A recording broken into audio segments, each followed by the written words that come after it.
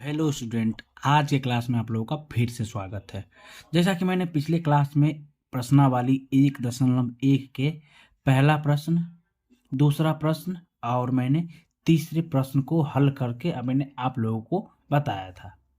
ठीक है, तो आज जानेंगे अगले प्रश्न की ओर, जो आपका प्रश्न होगा अगला चौथा प्रश्न, पांचवा प्रश्न, छठा प्रश्न, सातवां प्रश्न, चाहे जितने भी सारे प्रश्न होंगे सारे प्रश्न को आज हम हल करने वाले हैं। तो चलिए हम आज का प्रश्न चौथे प्रश्न से हल करना स्टार्ट करते हैं। तो जैसा कि आप देख पा रहे हैं, प्रश्नावली 1.1 का चौथा प्रश्न क्या है? 5/18 को -7/72 के व्युत्क्रम से गुना कीजिए। व्युत्क्रम मतलब क्या होता है? सीधी भाषा में कहें तो इसका अर्थ होता है उल्टा। यानी 5/18 को -7/72 से गुना करना, यानी क्या करना है? गुना करना, यानी इसका उल्टा करना, यानी उल्टा गुना। व्युत्क्रम मतलब क्या हो जाएगा आपका? उल्टा। तो 72 ऊपर आ जाएगा और -7 नीचे आ जाएगा। ठीक है, आप देख पा रहे हैं कि ये और ये एक टेबल में आता है, इसलिए मैं इसको काटने की कोशिश करूंगा। 18 खान 18, 18 चौक क्या हो जाएगा आपका? 72। ठीक है, तो 5 चौक आपका कितना हो जाएगा? 20/7 यानी -7। तो इस प्रकार से आपका ये प्रश्न आपका हल हो जाएगा। समझ पा रहे हैं आप सवाल को? सवाल कुछ नहीं है, बस इतना ही है। व्युत्क्रम, व्युत्क्रम मतलब क्या होता है? उल्टा करना। 5/18 को इसके साथ गुना करना है तो इसको ही उल्टा करना पड़ेगा, तो इसलिए मैंने इसको ही उल्टा किया है। ऊपर वाले को नीचे, नीचे वाले को ऊपर किया है। तो इस प्रकार से आपका प्रश्न हल होके आ गया है। इसके साथ साथ मैं एक और बात बताने की कोशिश करूंगा। जो माइनस है आपका, माइनस ऊपर या नीचे नहीं होगा, लेकिन जो जगह है ऊपर की तरफ, ऊपर ही रहेगा। ये आपका साथ प्लस ही रहेगा, ये आपका क्या हो जाएगा? ये माइनस हो जाएगा। ये आप इस चीज को ध्यान रखिएगा, मैंने गलती से मिस्टेक कर दिया था। आप लोगों को क्या करना है? जो ऊपर का चिन्ह है ऊपर ही रहेगा माइनस का, लेकिन हाँ, व्युत्क्रम मतलब संख्या का उलटफेर होता है, ऊपर का नीचे, नीचे का ऊपर हो सकता है। अदरवाइज आपका सब कुछ सही है। तो क्या हो जाएगा आपका? -72 है तो इसे कट जाएगा तो -4 हो जाएगा, तो 5 का -20 और 7 तो इस प्रकार से ये आपका प्रश्न हो जाएगा।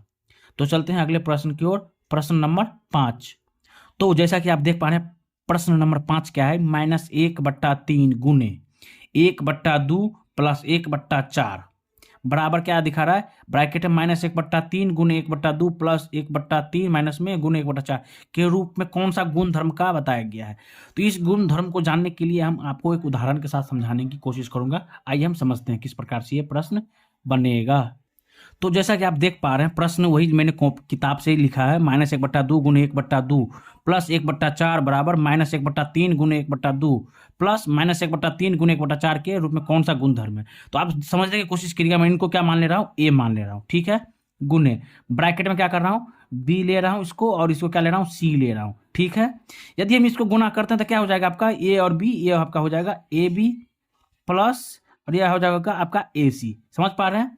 इसी चीज को यहाँ पर तोड़ने की कोशिश किया गया है कि ए बी यानी आपका ए और बी हो गया, बीच में प्लस तो प्लस, और ए और सी ये आपका ए सी। मतलब क्या है? ये 1/3 गुने 1/2 प्लस 1/4 है, तो इसको इसको एक जगह गुना किया, फिर बीच में प्लस का साइन हो, ये प्लस का साइन आ गया, और -1/3 गुने 1/4 ये आपका आ गया।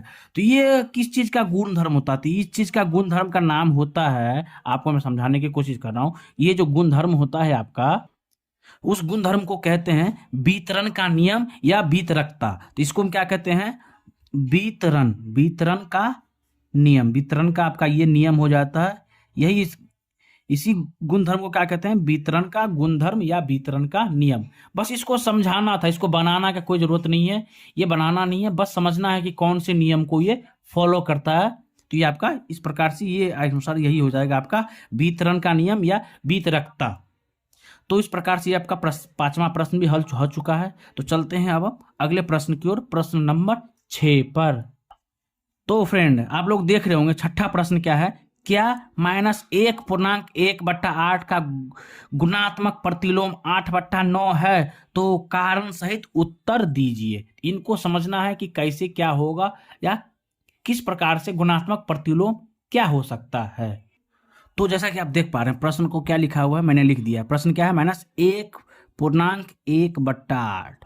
तो पूर्णांक कैसे तोड़ेंगे? इसको नीचे के साथ क्या होता है? गुना होता है, ऊपर के साथ क्या हो जाता है? प्लस होता है। तो 8 को 8 से गुना करेंगे 1 को, तो क्या हो जाएगा 8 प्लस 1 9, या क्या हो जाएगा आपका -9/8। समझ पा रहे हैं इस चीज को? लेकिन क्या बोल रहा है कि इसका प्रतिलोम 1 8/9, कारण सहित उत्तर दीजिए। तो ये इसका प्रतिलोम कोशिश करूंगा, ये -9 है, -9/8 आ गया। इसको क्या बोल रहा है 8/9 के साथ गुणनफल, मैंने गुणा किया और ये 9 से ये नॉट कट गया, ये 8 से 8 कट गया, लेकिन यहाँ पर क्या था माइनस में साइन था, तो आपका क्या आ गया माइनस आएगा नहीं, क्योंकि क्या हो जाएगा यहाँ पर, क्योंकि इसका गुणनफल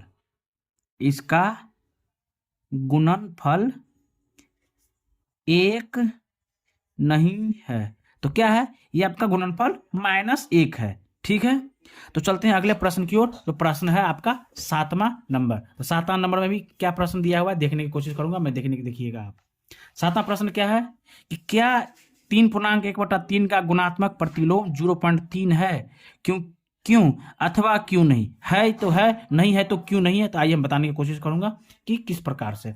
देखिए 7वां प्रश्न आपका क्या दिया है, 3.1/3 का गुणात्मक प्रतिलोम, किस चीज का, गुणात्मक प्रतिलोम।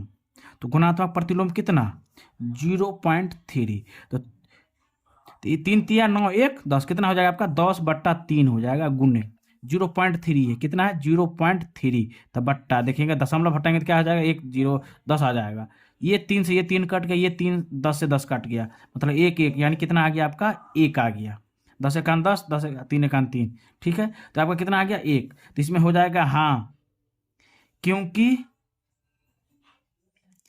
इसका गुणात्मक प्रतिलोम क्या हो जाएगा, इसका गुणात्मक प्रतिलोम 1 है, क्योंकि इसका गुणात्मक प्रतिलोम कितना है 1 है। तो आज के लिए इतना ही रखते हैं। वीडियो अच्छा लगा हो तो लाइक कमेंट करके अपने दोस्तों के साथ वीडियो को शेयर कीजिएगा, जिससे उन सबों को भी बनाने में ईजी हो, और 1.1 जो आपका प्रश्नावली है इनको आप उनको खत्म हो जाएगा। समझ पा रहे हैं? तो आप लोग इसी वीडियो के साथ मजे करिए, आप अगले वीडियो का वेट कीजिएगा। तो आज के लिए बहुत बहुत धन्यवाद।